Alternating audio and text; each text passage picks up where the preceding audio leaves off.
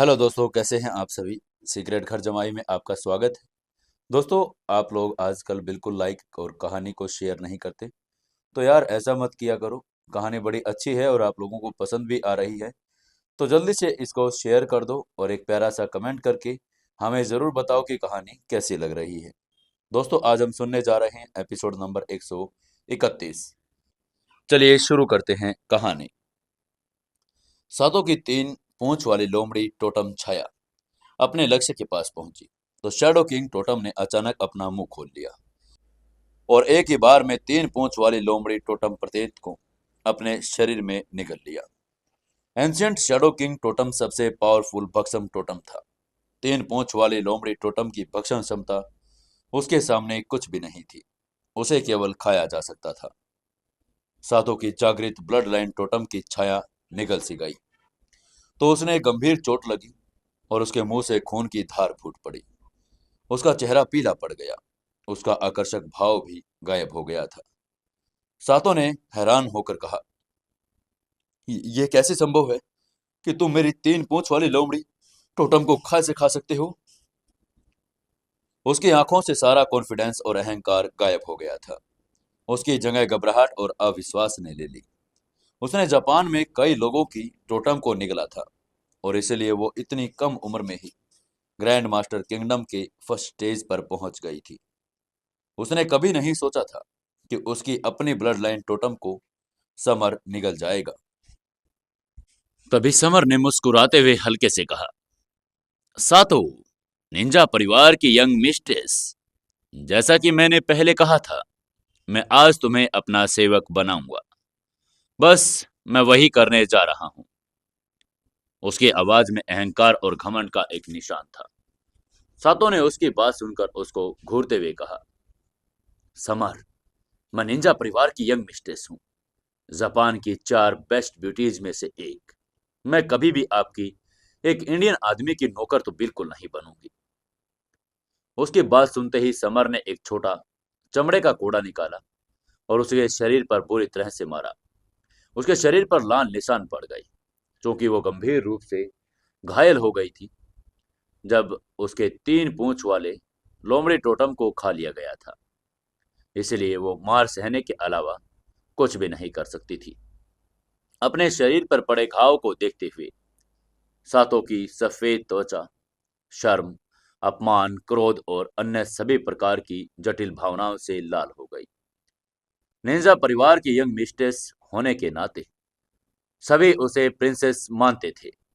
किसी ने भी उसे पीटने या उसका अपमान करने की हिम्मत आज तक नहीं की थी, और ये कल्पना से भी परे था कि कोई इंडियन लड़का उसे कोड़े मारेगा।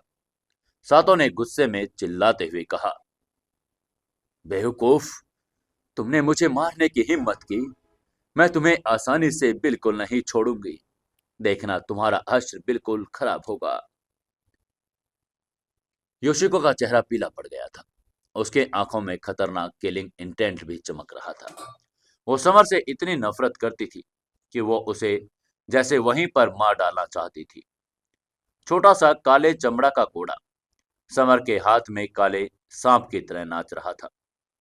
योशिको के शरीर पर क्रूरता से वो वार कर रहा था, जिससे उसकी कोमल त्वचा पर अनगिनत निशान पड़ गए। सातों को जब पहली बार कुछ कोड़े पड़े तो उसे शर्मिंदगी और गुस्सा महसूस हुआ, लेकिन जैसे जैसे समर ने अपनी मारक क्षमता बढ़ाई, वो उत्तेजना से भर गई। हाँ, आपने सही समझा। सातों उत्तेजना से उत्तेजित थी। ऐसा लग रहा था कि यंग मिस्ट्रेस में सेल्फ अब्यूज की प्रवृत्ति वाली थी। जब समर ने उसे कोड़े मारे तो वो इतनी उत्तेजित हो गई कि उसका आकर्षक चेहरा रेड वाइन की तरह गुलाबी हो गया। उसकी खूबसूरत आंखें लस्ट से भर गई थी। समर ने उसको देखते ही मन कहा, भाड़ में जाओ। मैंने सुना है कि जापान वासियों को सेल्फ अब्यूज पसंद है। अब मुझे पता चला कि ये बात तो बिल्कुल सच भी है। उत्तेजित सातों को देखकर समर ने आंखें घुमाई और वो उसे देखकर अवाक रह गया। जापान एक अमेजिंग नेशन था, जहां के लोग केवल दूसरों को गाली देना पसंद करते थे, बल्कि स्वयं को गाली देना और दूसरों द्वारा गाली खाना भी पसंद करते थे। समर का इंटरेस्ट ही खत्म हो गया। उसने अपना कूड़ा नीचे कर दिया। लेकिन जब समर ने कूड़ा मारना बंद कर दिया तो सातों के आनंद में बाधा पड़ने लगी। योशिका सातों ने असमंजस में पूछा, तुम तुम रुक क्यों गए? तुम मारते रहो ना। वो इसलिए उलझन में थी कि उसका भरपूर आनंद वो लेना शुरू कर चुकी थी। समर ने हल्की मुस्कान के साथ ठंडे स्वर में कहा, सातो, अगर तुम मुझे मेरी नौकरानी बनने के लिए तैयार हो जाओ तो मैं तुम्हें जिंदा छोड़ दूंगा। हर दिन तुम्हें कोड़े मारूंगा। लेकिन अगर तुम नहीं मानी तो मैं तुम्हें जान से मार डालूंगा। समर की बात सुनकर सातो की अभिव्यक्ति बदल गई। उसके आकर्षक चेहरे पर सभी प्रकार की भावनाएं झपकने लगी। सातो ने दांत पीसते हुए ठंडे आवाज में जवाब देते हुए कहा, असंभव, यह बिल्कुल असंभव है। मैं तुम्हारी दासी नहीं बनूंगी, चाहे तुम मुझे मार ही क्यों ना दो। मुझे मरना पसंद है, लेकिन दासी बनना बिल्कुल नहीं। निंजा परिवार की यंग मिस्ट्रेस होने के नाते सातो को अपना गौरव और गरिमा बहुत ज्यादा प्यारी थी। वो अपनी जान की कीमत पर भी किसी इंडियन लड़के की तो दासी बनने के लिए बिल्कुल तैयार नहीं थी। समर एक क्षण के लिए आश्चर्य से स्तब्ध रह गया। उसे उम्मीद बिल्कुल नहीं थी कि वो अपनी जान के खतरे के बावजूद भी समर्पण करने से इनकार कर देगी। लेकिन समर चाहकर भी उसे मरने नहीं देगा। वो चाहता था कि किसी भी तरीके से वो उसकी दासी बन ही जाए। चूंकि वो जापान की एक सुप्रीम पावर की यंग मिस्ट्रेस भी थी, इसीलिए उसे अपना सेवक बनाना जापान की फोर्सेज के लिए एक बहुत बड़ा झटका भी हो सकता था। समर ने धीरे से कहा, शैडो किंग हिप्नोसिस आए। और फिर उसकी आंखें खून से चमक से लाल हो गई। उसकी आंखों में दो हेक्सागन शेप की लपटें घूम रही थी और चमक भी रही थी। शैडो किंग हिप्नोसिस आई बहुत ज्यादा जादुई थी, और यह न केवल ब्लड लाइन मार्शल आर्ट तकनीकों में से एक थी, बल्कि एंशियंट शैडो किंग टोटम की इंटीग्रल पार्ट ब्लड लाइन पावरों में से एक थी। यह हिप्नोसिस द्वारा अपने ओपोनेंट को भ्रमित कर सकती थी और उन्हें पराजित भी कर सकती थी। हालांकि समर ने इसका इस्तेमाल बहुत ही कम किया था, क्योंकि ये उसको बहुत थका देती थी। हर बार इस्तेमाल के बाद वो मानसिक और शारीरिक दोनों रूप से बहुत ज्यादा थक जाता था। ब्लड लाइन टोटम की तरह शैडो किंग हिप्नोसिस आई भी केवल उन्हीं लोगों पर काम करती थी जिनकी पावर उसके समान थी। यह उन लोगों के लिए बिल्कुल बेकार थी जिनकी पावर उससे ज्यादा थी। शैडो किंग हिप्नोसिस आई सातों को कंट्रोल कर सकती थी, लेकिन टाइगर ग्रुप के वो लाल किमोनो पहने कार्डिनल के साथ बिल्कुल बेकार थी, क्योंकि वो आदमी समर से बहुत ज्यादा पावरफुल था। समर की लाल आंखों को देखकर सातों का मन और चेहरा भाव से शून्य हो गया। उसने उसे प्रशंसा भरी नजरों से देखा, मानो वो कोई एंशियंट देवता हो। अचानक उसकी उसके सामने घुटने टेकने की इच्छा जागृत हो चुकी थी। तभी समर ने उसकी आंखों में देखते हुए कहा, योशिको सातो, मैं एंशियंट शैडो देवता हूं। मेरी सेवक बनो और मैं तुम्हें महिमा तक पहुंचाऊंगा। तुम चिंता मत करो। समर की आंखों में एक धुंधली सी रोशनी चमक उठी। ये उसके मस्तिष्क में एक स्पिरिचुअल कॉवेनेंट की तरह अंकित हो गई थी। सातों ने सम्मानपूर्वक घुटनों के बल बैठकर प्रशंसा भरी नजरों से समर की तरफ देखते हुए कहा, जी मास्टर, योशिको सातो आपकी वफादार सेवक बनने के लिए तैयार है। उसकी बात सुनकर समर ने मन ही मन सोचा, अरे वाह, मैंने आखिरकार योशिको पर कब्जा कर लिया, उसे अपनी दासी बना लिया है। वाह समर, तुम कितने अच्छे इंसान हो समर। समर के चेहरे पर खुशी की एक झलक आ गई, लेकिन उसकी खुशी ज्यादा देर तक नहीं टिकी। उसे चक्कर आने लगे और मानसिक और शारीरिक थकान के कारण वो लगभग बेहोश हो ही गया था। शैडो किंग हिप्नोसिस आई और टोटम एक्टिवेट के साइड इफेक्ट्स ने आखिरकार उसे जकड़ लिया था। समर खुद को खुशकिस्मत समझ रहा था कि सातों पहले से ही उसके कंट्रोल में आ चुकी थी।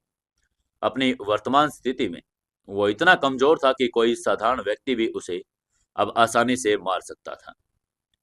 समर ने अपना पीला चेहरा लिए कमजोर आवाज में कहा, योशिको, मैं तुम्हें हुक्म देता हूं, मुझे जल्द से जल्द आराम करने के लिए किसी नजदीक के होटल में ले चलो।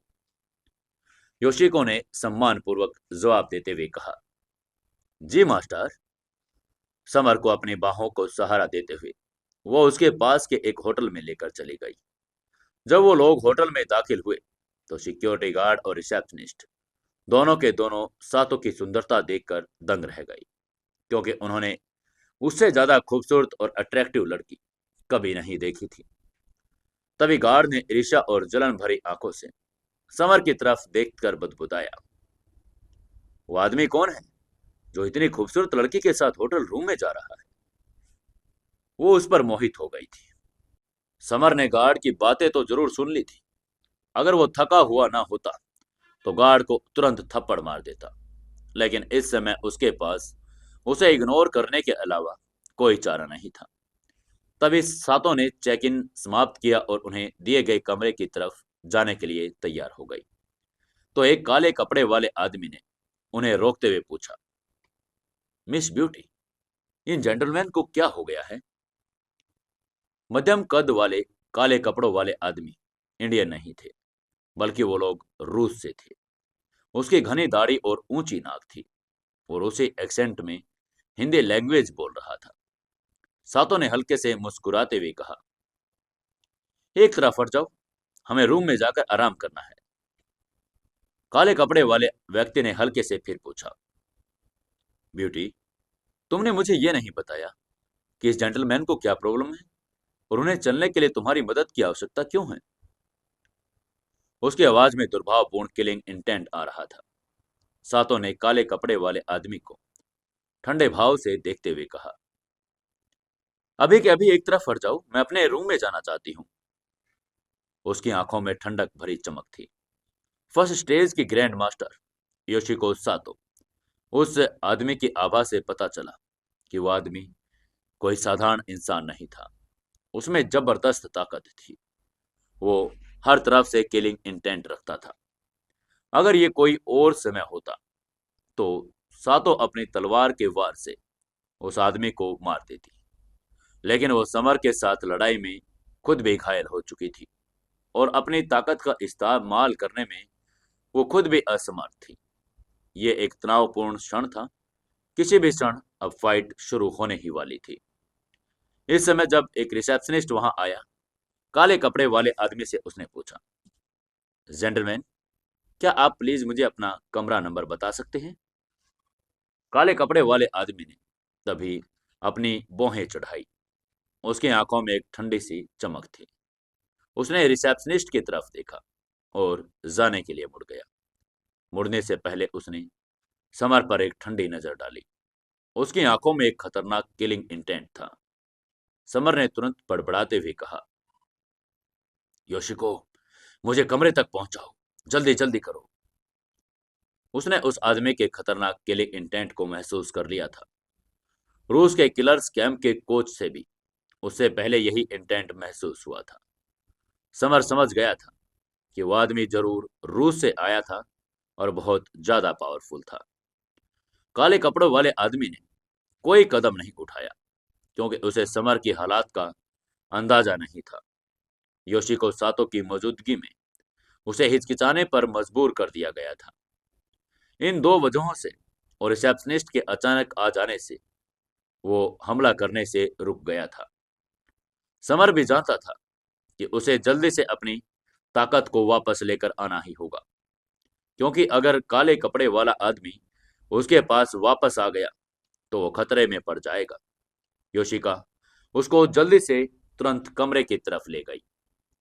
होटल के अंदर पीला चेहरा पावरलेस समर सोफे पर बैठ गया और कमजोर स्वर में बोला, योशिको, जाओ एक बकेट गर्म पानी लाओ और मेरे पैर धो। योशिका सातो ने सिर हिलाया। वो बाथरूम में गई, एक बकेट में पानी ले आई और फिर समर के पांव धोने लगी। अगर जापान वासियों ने ये धोखा होता तो वो आश्चर्यचकित हो जाते। योशिको के लवर जलन से मर ही जाते। सातो जापान के सुपर निंजा की यंग मिस्ट्रेस और 4 सुंदरियों में से एक थी। हालांकि एक घातक स्त्री के रूप में उसने कई लड़कों को मारा भी था, फिर भी कई लड़के उससे प्यार करते थे। उसे समर के पैर की मालिश करते देखना, यह बात अविश्वसनीय थी। जाहिर है उसने कभी किसी के पैर नहीं धोए, न ही मालिश की, इसलिए उसकी हरकतें बेढंगी और उसके हाथ लड़खड़ा रहे थे। लेकिन समर को उसकी इस बात से कोई फर्क नहीं पड़ रहा था। वो अपनी कमजोरी से छुटकारा पाना ही चाहता था, क्योंकि उसे केवल आराम और अपनी ताकत वापस पाने की जरूरत थी। तभी समर ने योशिको से पूछा, योशिको, मैं ग्रैंड मास्टर किंगडम लेवल तक कैसे पहुंच सकता हूं? उसकी आवाज में थोड़ी घबराहट थी। ब्लड सन के टोटम को निगलने के बाद वो सीधे half grand master kingdom level तक पहुंच गया था। लेकिन योशिको सातो ने 3 पूंछ वाले लोमड़ी टोटम को निगलने के बाद भी उसे कोई भी सफलता बिल्कुल नहीं मिली थी। सातो ने हल्के से मुस्कुराते हुए कहा, मास्टर, आपको सीमा को तोड़ने और ग्रैंड मास्टर किंगडम तक पहुंचने के लिए अपनी ध्यान और मार्शल आर्ट तकनीकों की पर्सनल नॉलेज को प्राप्त करने की जरूरत है। मास्टर, मैं एक्टिव 3 पूंछ वाले टोटम के साथ स्काई फॉक्स मार्शल आर्ट तकनीक का अभ्यास कर रही थी जब मैंने 3 पूंछ वाले लोमड़ी को पकड़ा, और इससे मुझे एक अंतर्दृष्टि प्राप्त हुई जिसने मुझे ग्रैंड मास्टर किंगडम लेवल में पहुंचा दिया था। निसंदेह ग्रैंड मास्टर किंगडम लेवल में प्रवेश करने के कई तरीके हैं। अंतर्दृष्टि के अलावा आप ग्रैंड मास्टर लेवल की गोलियां अमृत लेकर या किसी ग्रैंड मास्टर किंगडम लेवल से हस्तांतरित पावर प्राप्त करके उस तक पहुंच सकते हैं। अंत में 2 हाफ ग्रैंड मास्टर आपस में बॉडी रिलेशन बना सकते हैं और पुरुष के एनर्जी और महिला के एनर्जी को मिला सकते हैं, जिससे दोनों को ग्रैंड मास्टर किंगडम में प्रमोशन मिल सकती है। जापान के एक सुपर परिवार की यंग मिस्ट्रेस के रूप में सातो को एंशियंट मार्शल आर्ट की एक्सटेंसिव नॉलेज थी, कम से कम समर से तो ज्यादा। उसकी बात सुनकर समर ने सिर हिलाया। सातो ने उसे कई तरीके बताए, लेकिन ज्यादातर उसके पास उपलब्ध नहीं थे। हालांकि उसके पास अमृत किंग की अल्केमी कला नामक पुस्तक थी, लेकिन बिना अल्केमिस्ट की भट्टी और उचित सामग्री के जरूरी अमृत नहीं बना सकता था। जहां तक हाफ ग्रैंड मास्टर की बॉडी रिलेशंस बनाने की बात थी, समर इसे असंभव मानता था। हालांकि सातो एक अच्छा विकल्प था, लेकिन उसके पास ऐसा करने के लिए पर्याप्त ताकत ही नहीं थी। इसके अलावा बाहर एक किलर के होने के कारण यह समय भी सही नहीं था। उनके पास सिर्फ एक ही रास्ता बचा था, और वो था किंगडम की जानकारी, क्योंकि किंगडम एक ऐसी पावर थी जो केवल ग्रैंड मास्टर के पास ही हो सकती थी। समर अब हाफ ग्रैंड मास्टर बन चुका था। ग्रैंड मास्टर बनने से सिर्फ एक कदम, उसे बस एक मोड़ की जरूरत थी, एक ऐसा मोड़ जिसके बाद सब कुछ सही हो जाएगा। जब योशिको उसके पैरों की मालिश कर रही थी, समर सोफे पर बैठ गया, कुछ समझने की कोशिश करने लगा। उसके लेवल पर अब सिर्फ अपनी ताकत बढ़ाना ही काफी नहीं था, उसे हाई लेवल की अंतर्दृष्टि या स्पिरिचुअल रेजोनेंस की जरूरत थी। उसने मन ही मन में ट्रू मार्शल एम्परर तकनीक के 3rd अंश का रिव्यू किया। ये ग्रैंड मास्टर किंगडम पर आधारित एक अंश था, और इसमें एक ग्रैंड मास्टर द्वारा अंतर्दृष्टि प्राप्त करने की विस्तृत विधि भी बताई गई थी। किंगडम एक जादुई पावर था, एंशियंट संरचना की तरह। किंगडम मानसिक पावर से निर्मित एक अनोखा सेक्टर था, और इस मानसिक सेक्टर में ग्रैंड मास्टर बेजोड़ था। समर की प्रैक्टिस फायर नेचर की थी, और उसकी रेड फायर तलवार तकनीक भी फायर नेचर की थी। उसे जिन किंगडम लेवल को समझना था, वे सारे फायर नेचर के ही थे। किंगडम कई प्रकार के थे। उदाहरण के लिए मेटल, वुड, वाटर, फायर, अर्थ के किंगडम 5 एलिमेंट्स के थे। हवा, वर्षा, गरज, बर्ज, बिजली। किंगडम नेचुरल वालों गुण, जबकि अंधकार, समय, स्थान और गुरुत्वाकर्षण विशेष किंगडम भी थे। संक्षेप में किंगडम असीमित थे। इंसान को अपनी शारीरिक बनावट के अनुसार ही किंगडम को चुनना पड़ता था, जो इंसान की प्रैक्टिस और ध्यान की नेचर को तय करता था। समर ने हवा में मौजूद फायर नेचर एनर्जी के प्रति अपना दिल खोल दिया।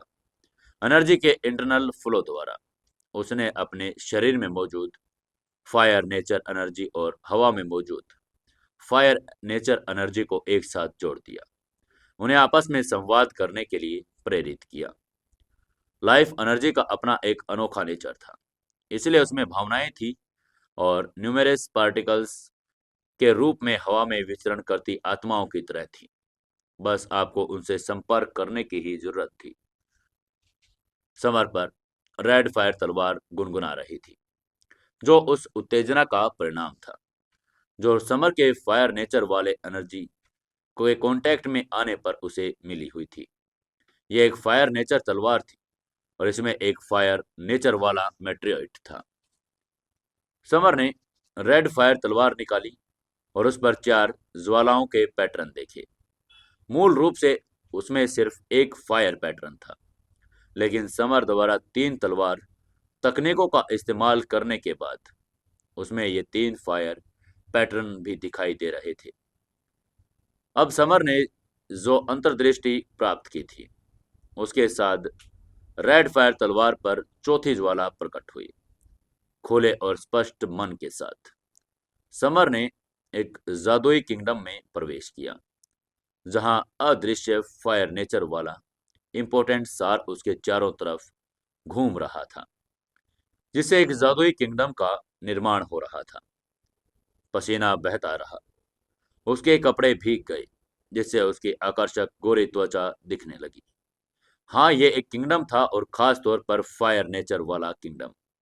इस किंगडम में सातों का शरीर अचल था, और जलन के कारण उसका शरीर धीमे धीमे समर ने धीमी आवाज में कहा, ग्रैंड मास्टर किंगडम। क्या ये किंगडम एरिया पावर वाला ग्रैंड मास्टर किंगडम को ही आता है? उसकी आंखें प्रशंसा से भर गई थी। सातों ने समर के शरीर से निकलने वाली मजबूत पावर को महसूस कर लिया, और सम्मान पूर्वक उसी की तरफ देखते हुए कहा, master, master, grand master kingdom तक पहुंचने के लिए आपको बहुत बहुत बधाई मास्टर।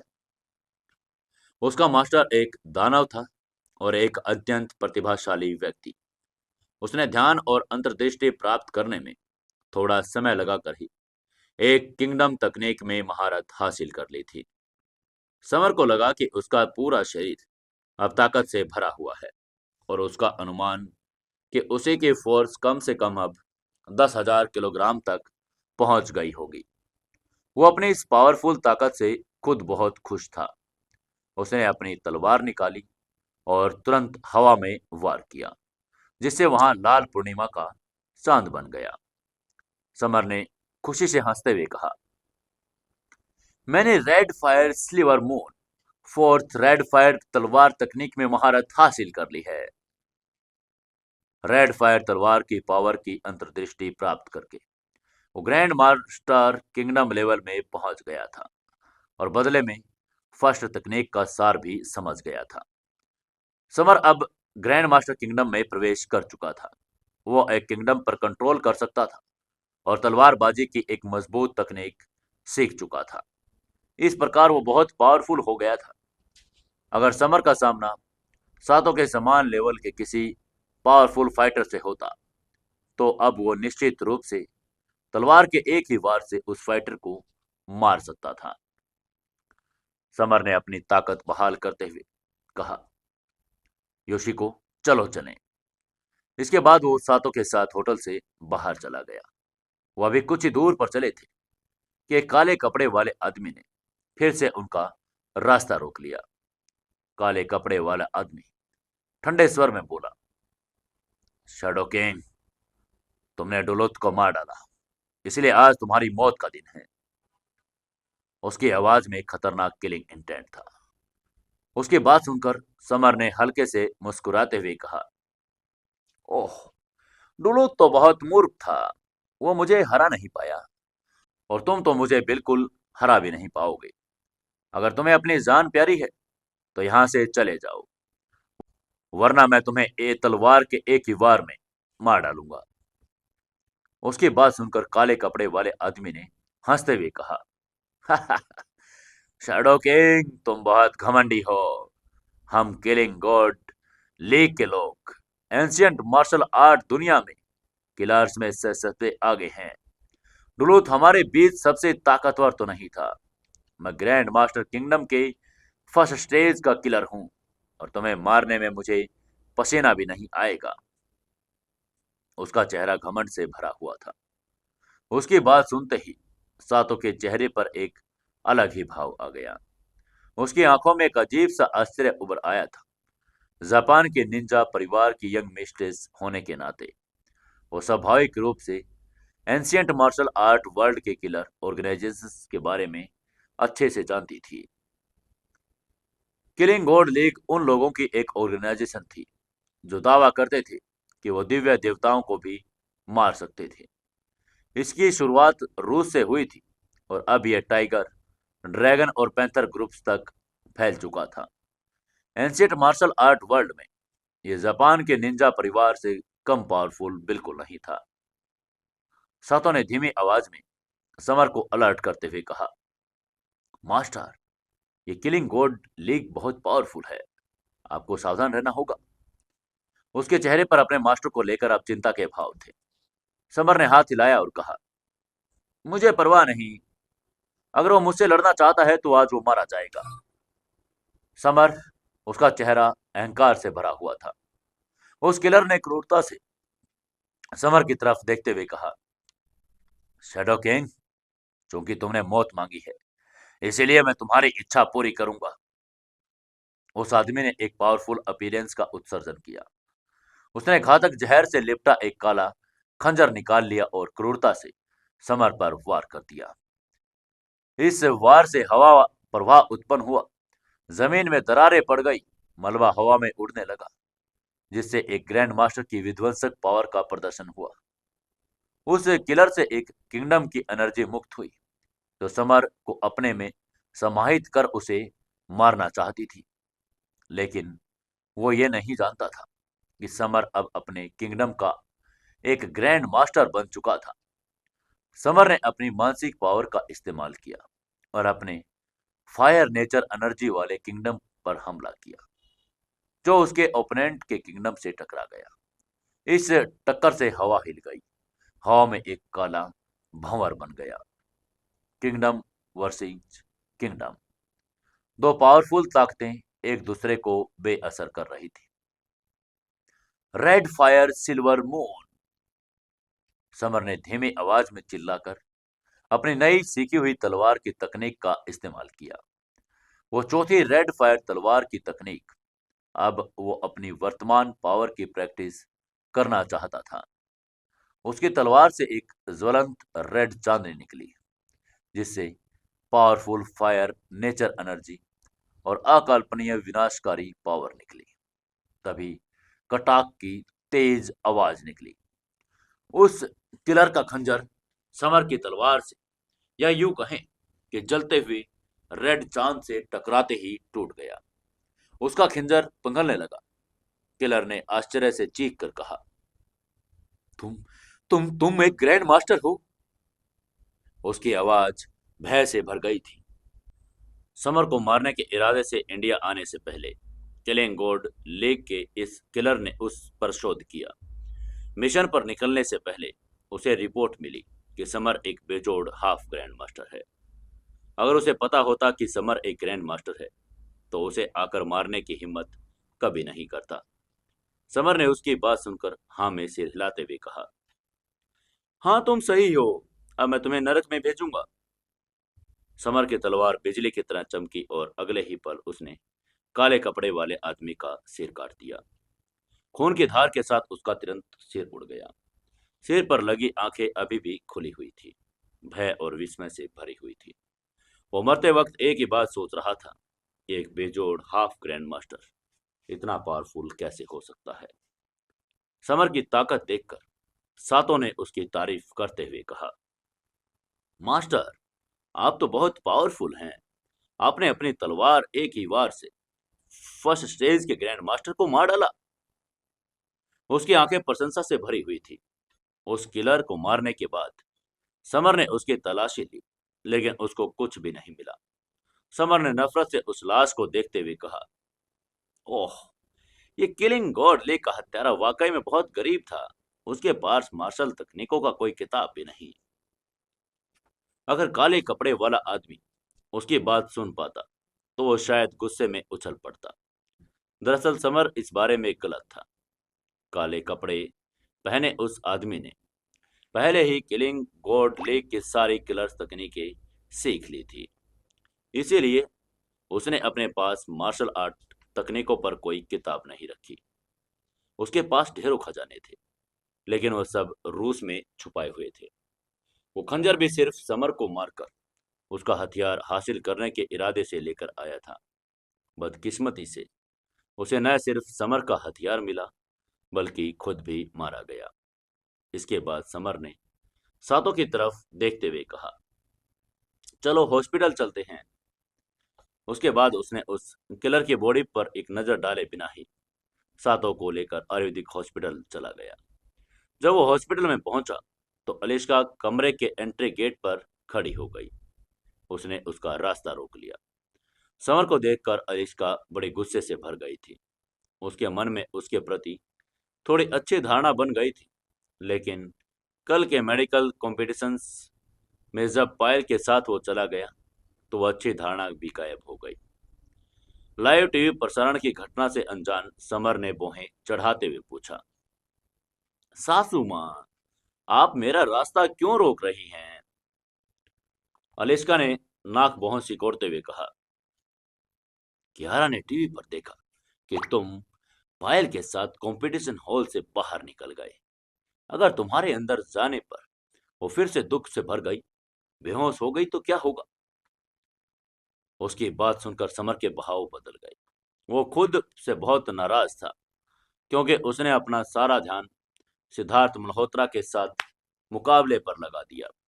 ध्यान भी नहीं दिया कि ये तो लाइव टीवी प्रसारण हो रहा है। समर को यह जानकर सदमा लगा कि कियारा ने उसे और पायल को कंपटीशन के बाद हाथों में हाथ डाले जाते हुए देख लिया था। कियारा पायल पर बहुत गुस्सा थी। उसे बिल्कुल भी वो माफ नहीं करने वाली थी। समर ने आह भरी और असहज महसूस करते हुए मन ही मन में कहा, ओह, हे भगवान, इतनी मुश्किल जिंदगी से तो अच्छा था कि आप मुझे उठा ही लेते। ऐसी जिंदगी भला किसको देती होती है। कियारा को बचाने और जगाने ने उसे बहुत मेहनत करनी पड़ी। उसके साथ उसका थोड़ा रिश्ता सुधर भी रहा था। अगर पायल की वजह से कियारा फिर से दुखी हो गई तो यह बहुत बुरा होगा।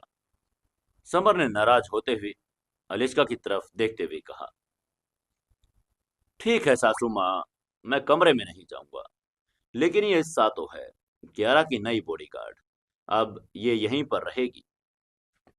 समर ने कियारा के लिए एक बॉडीगार्ड मिस्टी की व्यवस्था की थी, लेकिन मिस्टी सिर्फ डबल एस लेवल की स्ट्रॉन्ग फाइटर थी और एंशियंट आर्ट फाइटर्स के खिलाफ नहीं लड़ सकती थी। इसलिए कियारा के लिए एक स्ट्रॉन्ग बॉडीगार्ड की आवश्यकता थी। सातो एक ग्रैंड मास्टर थी और साधारण मार्शल आर्ट फाइटर से उसका कोई मुकाबला नहीं था, जिसके कारण वो कियारा के लिए एक आइडियल बॉडीगार्ड बन गई थी। समर की बात सुनकर अलिस्का ने सातो को देखा और एक आकर्षक चेहरा, सफेद त्वचा, लाल होठ और अट्रैक्टिव फिगर वाली एक बहुत ही खूबसूरत महिला को देखा। अलिस्का ने थोड़ा भौहें चढ़ाई उसे संदेह हुआ कि सुंदर महिला का समर के साथ कुछ विशेष संबंध था। जब से समर ने गलती की, अलिस्का हमा हर रोज उस पर अब शक करती थी। वो जानती थी कि लड़कों में असीमित अच्छाएं होती हैं और वे अपनी गलतियां दोहराने से खुद को रोक नहीं पाते।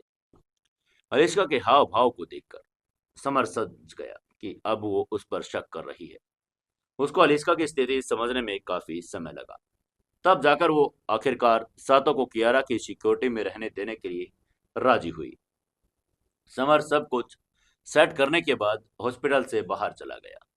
उसने कुछ देर के लिए हॉस्पिटल से दूर रहने का फैसला कर लिया, क्योंकि वो जानता था कि उसे देखकर कियारा और भी ज्यादा गुस्से में आ जाएगी। और वो समर लीग के आधार शिविर और अपने अस्थायी विला की तरफ चल पड़ा। तभी बख्तावर ने आश्चर्य से पूछा, गॉडफादर, आज आपको यहाँ आने का समय कैसे मिल गया? समर ने सिर हिलाते हुए अपनी बात का जवाब न देते हुए उल्टा उससे ही सवाल पूछा, बख्तावर, क्या हाल ही में मुझे किसी ने चैलेंज किया है? बख्तावर ने नाम में सिर हिलाया और कहा, नहीं मास्टर, जब से आपने 3 हाफ ग्रैंड मास्टरों को मार डाला, तब से एंशियंट मार्शल आर्ट दुनिया शांत सी हो गई है।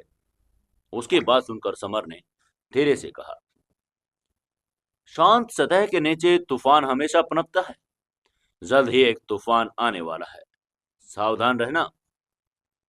आसमान की तरफ देखते हुए समर के मन में एक बहुत बड़ा वंडर चल रहा था। उसने गिल परिवार के संजीव गिल, वशिष्ठ परिवार और आयरन फिस्ट सेक्ट के एल्डर्स को मार डाला था, और उसे यकीन था कि ये परिवार और सेक्ट उससे बदला लेने के लिए उसका पीछा जरूर करेंगे। इस बार समर एक इम्पोर्टेंट काम पूरा करने के लिए कुछ अमृतों को प्रिस्क्रिप्ट करने के लिए समर लीग के हेडक्वार्टर आया था। समर ने जब से अमृत किंग की अल्केमी तकनीक प्राप्त की थी, तब से वो कुछ अमृत बनाने का इरादा रखता था। अब उसके पास इसके लिए समय बिल्कुल कम था। एंशियंट मार्शल आर्ट की दुनिया में अल्केमिस्ट को बहुत ऊंचा स्थान दिया जाता था, क्योंकि वो एंशियंट फाइटरों के लिए सभी प्रकार के अमृत बना सकते थे, जैसा कि उनके ध्यान लेवल को बढ़ाने के लिए इम्पोर्टेंट सार अमृत, उपचार के लिए बर्फ अमृत, विष के एंटीडोट के लिए विषनाग नाशक अमृत। अमृत किंग के अल्केमी कला में एक सौंदर्य अमृत का नुस्खा भी शामिल था, जिससे स्त्रियां अपनी सुंदरता बनाए रख सकती थी।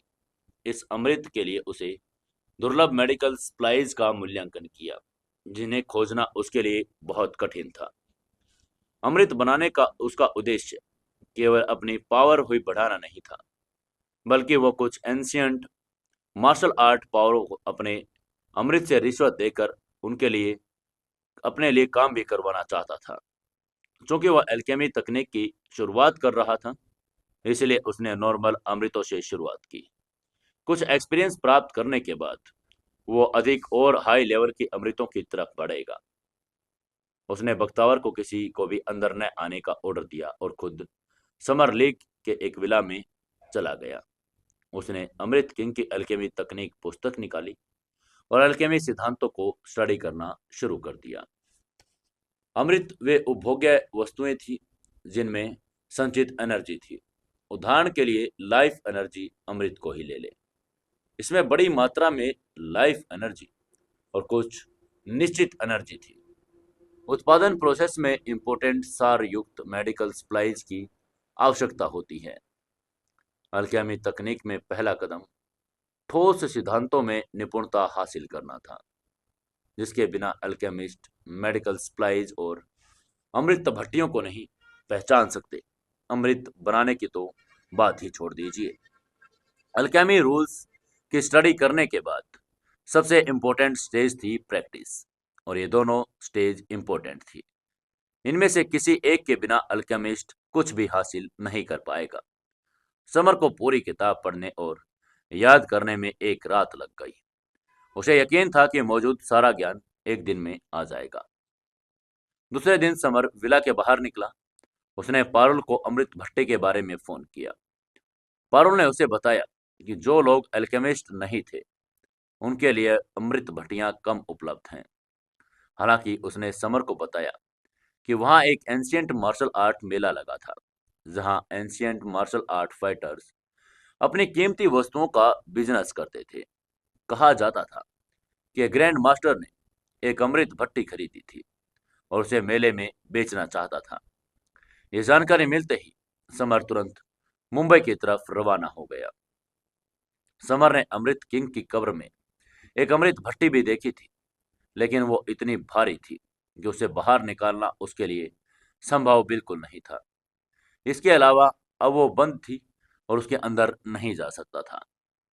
जब समर मुंबई की तरफ जा रहा था, तो एंशियंट मार्शल आर्ट वर्ल्ड की सुप्रीम पावरों ने अपनी चालें शुरू कर दी। टाइगर ग्रुप से क्रोकोडाइल परिवार का हेड इंदौर आ गया और वो नैन्सी से मिला। वे एलिस को बलपूर्वक ले जाने के ऑप्शंस पर विचार कर रहे थे। वहीं अपनी यंग मिस्ट्रेस के लापता होने की सूचना मिलने के बाद जापान के निंजा परिवार ने भी इंडिया में पावरफुल फाइटर भेजे थे। उन्हें इसकी जानकारी बिल्कुल नहीं थी कि अब तो सातो समर की दासी बन गई थी। जापान से कई पावरफुल फाइटर भेजे गए। निंजा परिवार के फाइटरों के अलावा कैंडो परिवार के पांचवें और छठे तलवार किंग भी आए थे। विदेशी पावरफुल लड़ाकों के अलावा इंडियन की सुप्रीम पावर भी समर पर कड़ी नजर रख रही थी। उसके मुंबई जाने की खबर मिलते ही वशिष्ठ और गिल परिवार के साथ साथ आयरन फिस्ट सेक्ट ने भी उसके खिलाफ योजनाएं बनानी शुरू कर दी थी। न केवल एंशिएंट ताकतें, बल्कि अनकन्वेंशनल पावर जैसे कि क्रिम्सन सेक्ट और पिसाच सेक्ट ने भी समर के खिलाफ साजिश रचना शुरू कर दिया था। संक्षेप में समर एक टाइम बम जितना खतरनाक था। जहां भी जाता उसके पीछे ताकतवर फाइटर्स का एक ग्रुप घात लगाए बैठा रहता। वे सभी चाहे देशी हो या विदेशी, एंशियंट हो या अनकन्वेंशनल, सभी उसकी मौत चाहते थे। अंधेरे में छिपे हुए कुछ दुश्मन से बात फैला दी थी कि उसके पास तो अमृत किंग की अल्केमी और ड्रैगन टोटम की ब्लड लाइन तकनीकें थी। समर अपने खजाने के लालच में हर किसी का निशाना बन गया था। जब समर मुंबई पहुंचा, तो पारुल वशिष्ठ वशिष्ठ पैलेस के एंट्री गेट पर उसका इंतजार कर रही थी। पारुल की सुंदरता पायल से काफी अलग थी, लेकिन सातों से काफी मिलती जुलती थी। उन दोनों में प्रलोभन की झलक थी, जो लड़कों के अनुचित विचार रखने के लिए प्रेरित करती थी। पारुल की गोरी त्वचा सुंदर कमल की तरह निर्दोष और शुद्ध थी, जो लड़कों को चूमने के लिए लुभाती थी। उसकी प्यारी नाक थोड़ी झुकी हुई थी। उसकी बड़ी आंखें टिमटिमाते सितारों की तरह चमक रही थी। पारुल ने जाहिर तौर पर समर के लिए ही इतने अट्रैक्टिव ढंग से तैयार किया थे। उसके सुंदर चमकदार होठ इस बात की गवाही दे रहे थे। समर ने उसके पास जाते हुए उसकी तारीफ करते हुए कहा, मिस पारुल, आज आप बहुत खूबसूरत लग रही हैं।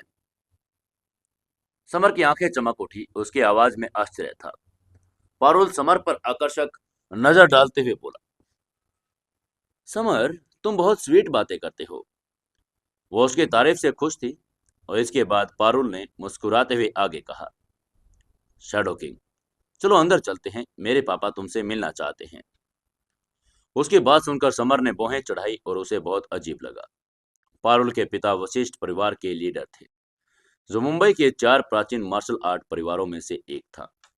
कहा जाता है कि वह ग्रैंड मास्टर और नंबर 1 एंशिएंट फाइटरों में से एक थे। समर को समझ नहीं आ रहा था कि वो उनसे मिलना क्यों चाहते हैं। समर हैरानी से भरा हुआ पारुल के पीछे पीछे चल रहा था। वो यह पता लगाना चाहता था कि वशिष्ठ परिवार का लीडर उससे क्या चाहता है। मुंबई के 4 एंशिएंट मार्शल आर्ट परिवारों में से वशिष्ठ विला, उद्यान, रोकरी, स्विमिंग पूल और सभी प्रकार के मनोरंजन बेसिक ढांचे की तरह बहुत विशाल थी। कुछ नौकर फूलों को पानी दे रहे थे, कुछ फूल लगा रहे थे और चट्टानी घाटियों की सफाई कर रहे थे। ये सभी स्पेशली ट्रेंड थे।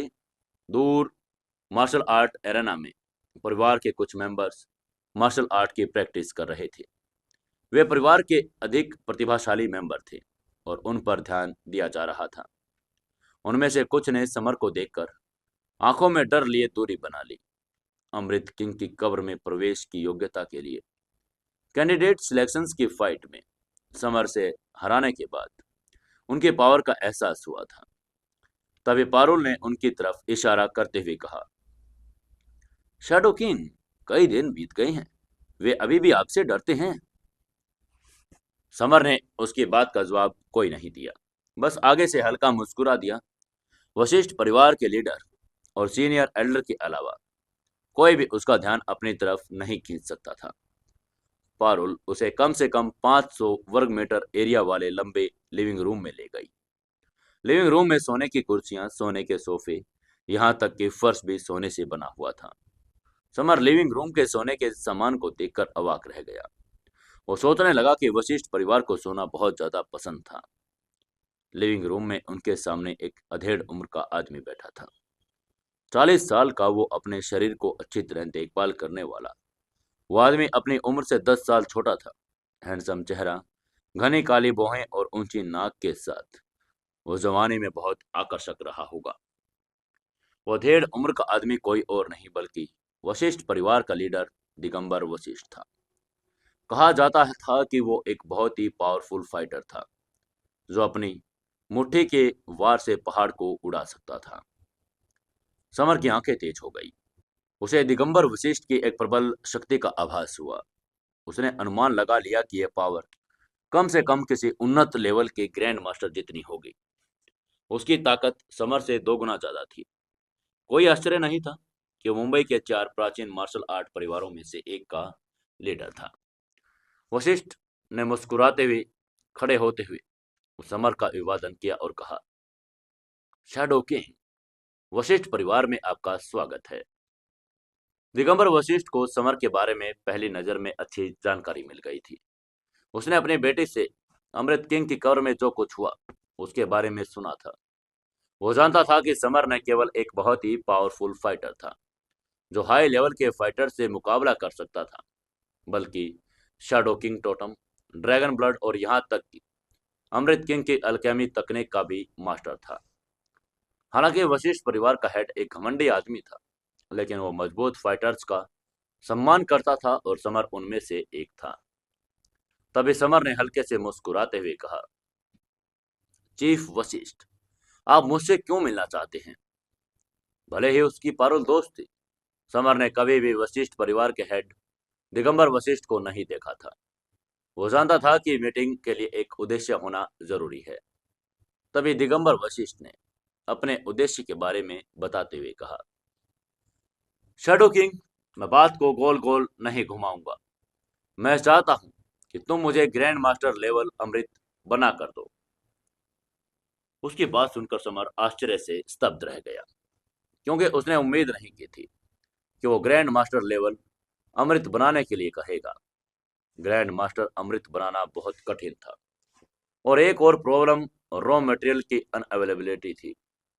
संक्षेप में यह समर के अल्केमिस्ट नॉलेज में वर्तमान एबिलिटी से परे था।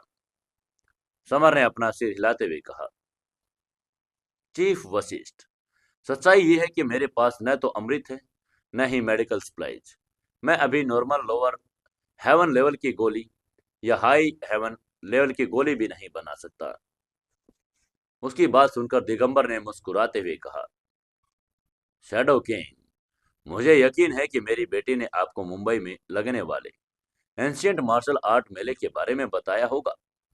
वहां एक पावरफुल फाइटर अपनी अमृत भट्टी बेचने के लिए आएगा। मैं उसे आपके लिए लेकर आऊंगा और सारी मेडिकल सप्लाईज भी उपलब्ध करवाऊंगा। आपका एकमात्र काम मेरे लिए ग्रैंड मास्टर अमृत बनाना है। समर ने उसकी बात पर सहमति जताते हुए कहा, चीफ वशिष्ठ, अगर ऐसी बात है तो मैं कर सकता हूँ। जब समर और दिगंबर वशिष्ठ अमृत और एंशिएंट मार्शल आर्ट मेले को विवरण के बारे में चर्चा कर रहे थे, तभी एकदम से दरवाजा खुला। एक भूरे बालों वाला बूढ़ा आदमी अंदर आ गया। बूढ़े आदमी ने अंदर आते ही गुस्से में पूछा, समर, मेरे पोते मन्नावर को मारने की तुम्हारी हिम्मत कैसे हुई, और यहाँ पर आने की तुमने कैसे सोच लिया? उसकी आवाज में खौफनाक किलिंग इंटेंट था। वो बूढ़ा आदमी प्रताप वशिष्ठ था, मन्नावर का दादा, वशिष्ठ परिवार का सबसे सीनियर एल्डर। वो परिवार के हेड से भी ज्यादा पावरफुल था। तभी दिगंबर वशिष्ठ ने अचानक खड़े होते हुए कहा, सीनियर एल्डर, शैडो किंग मेरा इंपॉर्टेंट काम कर रहे हैं, लेकिन आप ये क्या कह रहे हैं? उसकी ठंडी आवाज में अप्रसन्नता थी।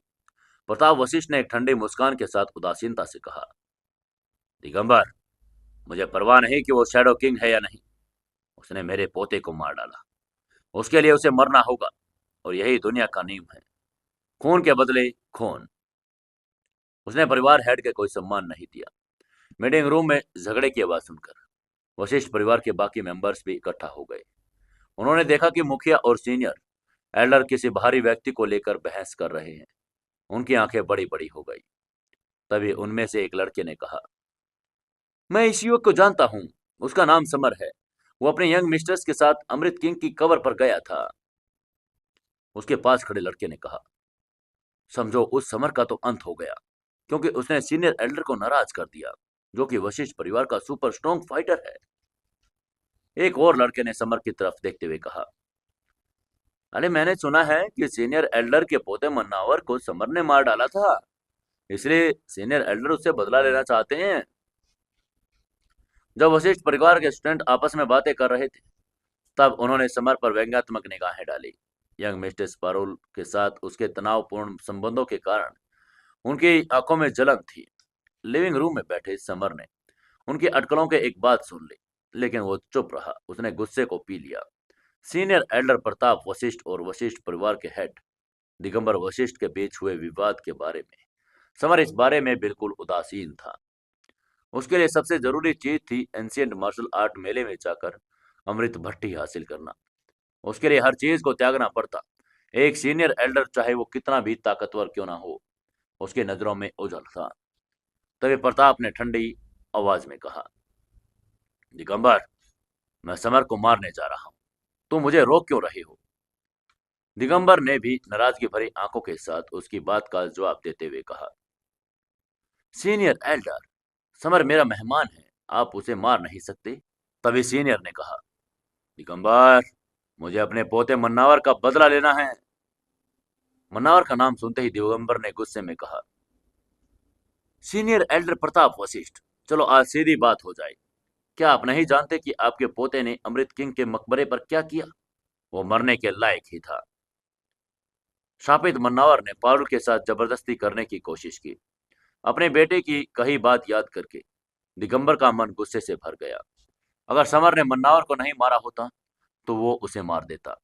तभी प्रताप ने ठंडी आवाज में उपहास करते हुए कहा, दिगंबर, चूंकि मन्नावर मर चुका है, अपना बचाव नहीं कर पाया, इसलिए किसी को पता है कि पारुल सच कह रही है झूठ। उसकी बात सुनकर दिगंबर काफी नाराज हो गया, क्योंकि प्रताप को उस पर और उसकी बेटी पर शक था। दिगंबर को प्रताप पसंद नहीं था और वो उसके आसपास सावधान रहता था, क्योंकि प्रताप उसे परिवार के हेड के रूप में बदलने की साजिश रच रहा था। तभी प्रताप ने गुस्से में चिल्लाते हुए कहा, मैं आज समर को मार डालूंगा। एक शक्तिशाली उपस्थिति का उत्सर्जन करते हुए प्रताप ने अपना पैर आगे बढ़ाया। तभी उसके नीचे की जमीन में एक बड़ा गड्ढा हो गया। तभी एक डरावनी मुस्कान के साथ दिगंबर ने अपनी शक्तिशाली उपस्थिति दर्ज कराई। समर के सामने एक कदम रखते हुए कहा, मैं भी देखता हूं कि आज आप समर को हाथ कैसे लगाते हैं। सीनियर एल्डर और वशिष्ठ परिवार के हेड के बीच समर को लेकर बहस शुरू हो गई। वे लड़ने ही वाले थे। वहीं आसपास वाले लोगों ने भी आपस में चर्चा शुरू कर दी। वे सभी सोच रहे थे कि समर शक्तिशाली था। यंग मिस्ट्रेस के साथ उसके अच्छे रिलेशन थे, लेकिन सीनियर एल्डर तो परिवार का सबसे पावरफुल फाइटर था। बाकी एंशियंट मार्शल आर्ट परिवारों के पावरफुल फाइटर्स के सामने एक मजबूत सा स्तंभ था। क्या परिवार का हेड इतना पागल था कि उसे सीनियर एल्डर से लड़ना पड़ेगा? सीनियर एल्डर और परिवार हेड के बीच लड़ाई शुरू होने के बाद किसी ने भी इन सवालों का जवाब नहीं दिया। तभी सीनियर एल्डर का दाहिना पैर अचानक जोर से जमीन पर टकराया। इससे दूर खड़ा समर पूरी तरह से घायल हो गया। तभी उसके हथेली से प्रहार के जोरदार प्रहार से हवा में एक तेज सीटी जैसी आवाज गूंजी। इससे उत्पन्न ऊर्जा तरंगे चारों तरफ फैल गई और अचंभित स्टूडेंट्स लगातार पीछे की तरफ जा रहे थे। गंभीर आंखों से दिगंबर वशिष्ठ ने अपना दाहिना पंच प्रताप पर पटक दिया। पंच से हवा में एक भंवर बना जिसने आसपास की सभी कुर्सियों को उलट दिया। क्योंकि सीनियर एल्डर ने हमला किया था, इसलिए परिवार के हेड को उसके हमले का जवाब देना था। विला और पंच टकराने से एक जोरदार धमाके की आवाज आई, जो कई वर्ग मील के एरिया में लोगों को बहरा बना सकती थी। ये सुपर ग्रैंड मास्टर किंगडम की पावर थी, जो दिल को झकझोर कर देने वाली थी। दिगंबर वशिष्ठ 2 कदम पीछे हट गया। उसने हल्की सांस ली, जबकि प्रताप वशिष्ठ अपनी जगह पर खड़ा रहा। उनके बीच एक लेवल किंगडम का अंतर था। इस हमले में वशिष्ठ परिवार का हेड हार गया। परिवार हेड इसलिए हार गया क्योंकि वो ग्रैंड मास्टर किंगडम के लेवल उन्नत स्टेज में था, जबकि सीनियर ग्रैंड मास्टर किंगडम के सुपर स्टेज में था। दिगंबर वशिष्ठ को पीछे धकेलने के बाद प्रताप ने जमीन पर एक विशाल चट्टान पर किक मारी और 1 मीटर से अधिक व्यास वाली चट्टान उड़कर समर की तरफ जा गिरी। ये कहना होगा कि प्रताप बहुत ही घृणित था, क्योंकि उसने समर पर चुपके से हमला किया जब वो भी दिगंबर के साथ फाइट कर रहा था। एक ठंडी मुस्कान के साथ समर ने अपने चाय का प्याला ऊपर फेंका और एक जोरदार आवाज के साथ हवा को चीरता हुआ चट्टान पर जा गिरा। चाय का प्याला और चट्टान दोनों अनगिनत टुकड़ों में बिखर गए और गायब हो गए। Grand master kingdom? क्या तुम ग्रैंड मास्टर किंगडम तक पहुंच गए हो? प्रताप की अभिव्यक्ति बदल गई। उसकी आंखों में आश्चर्य साफ दिखाई दे रहा था। कुछ दिन पहले ही प्रताप को खबर मिली कि समर सिर्फ हाफ ग्रैंड मास्टर था, इसलिए उसने राजीव वशिष्ठ को उसे मारने के लिए भेजा था। उसने सोचा भी नहीं था कि समर इतनी जल्दी ग्रैंड मास्टर किंगडम में पहुंच गया होगा और वो उसके हमले को रोक देगा। लेकिन प्रताप को इससे कोई फर्क नहीं पड़ रहा था। प्रताप ने ठंडे मुस्कान दी और उसकी आंखों में किलिंग इंटेंट और भी तेज हो गया। तभी समर ने हल्के से कहा, प्रताप, अगर मैं परिवार हेड दिगंबर वशिष्ठ के साथ हाथ मिला लूं, तो क्या आपको लगता है कि आप हमें हरा सकते हैं? उसके शब्दों पर प्रताप के चेहरे पर उदासी छा गई। वो दिगंबर वशिष्ठ को आमने सामने की लड़ाई में हरा सकता था, लेकिन जाहिर है अगर समर, जो अब ग्रैंड मास्टर बन चुका था, दिगंबर के साथ मिल जाए तो वो जीत नहीं सकता था। प्रताप ने अपनी नाक भौहें सिकोड़ ली और कहा, दिगंबर, समर, जरा रुको और देखो। उन पर एक डरावनी नजर डालते हुए वो मुड़ा और चला गया। प्रताप जानता था कि समर और वशिष्ठ परिवार के हेड के साथ लड़ाई में उसका पलड़ा भारी नहीं होगा। उसने उनके निपटाने के लिए कुछ मदद ढूंढने की प्लान बनाया, लेकिन क्या वो मदद ढूंढ पाएगा, ये हम जानेंगे कल। जानने से पहले दोस्तों, एक लाइक, एक शेयर और एक कमेंट जरूर करके जाना। कहानी अच्छी लग रही है तो अपने दोस्तों तक ज्यादा से ज्यादा जरूर पहुंचाना। चलिए, तब तक के लिए नमस्कार।